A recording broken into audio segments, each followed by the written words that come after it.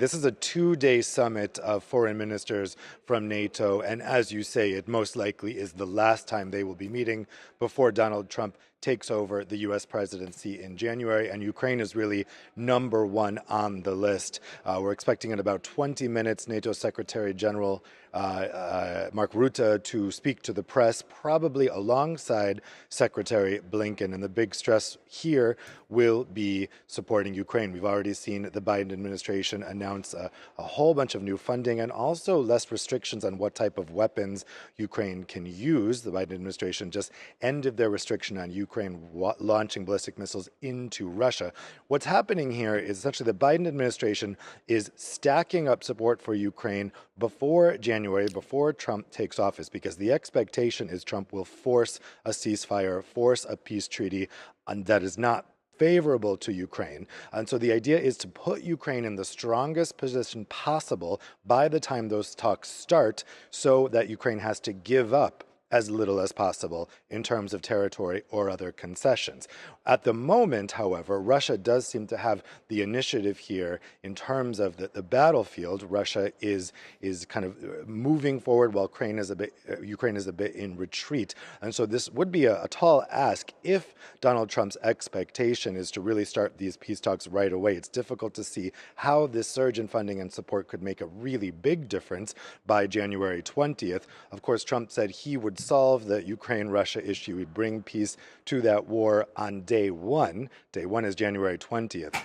So they're doing what they can. The idea here is really to put Ukraine in the best position possible once Donald Trump takes office, forces those talks to take place so that Ukraine doesn't have to give up too much in terms of territory, and ideally that Ukraine would not have to make a promise that it will never join NATO, which is certainly something that Russia wants in order to get a peace deal. And of course, David, it comes amid new fears as well for the whole of the future of NATO as Donald Trump comes in.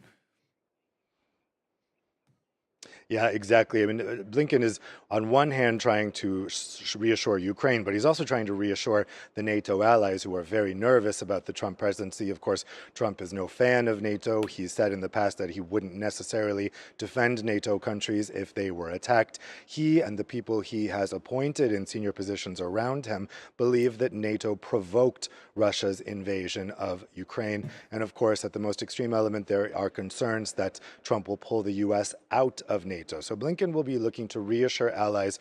I'm sure he will be mentioning the congressional legislation that was passed during the Biden administration that would require congressional approval for pulling out of NATO. But I think also they're going to try to be strategizing on how to stroke Trump's ego.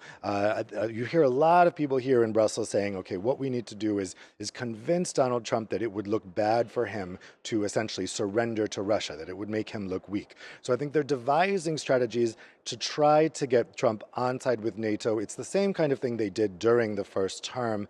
Mark Rutte certainly is trying to employ that strategy. Trump is very soon, of course, going to Paris for the reopening of the Notre Dame Cathedral. I suspect that French President Emmanuel Macron will be trying to stress the same message to him.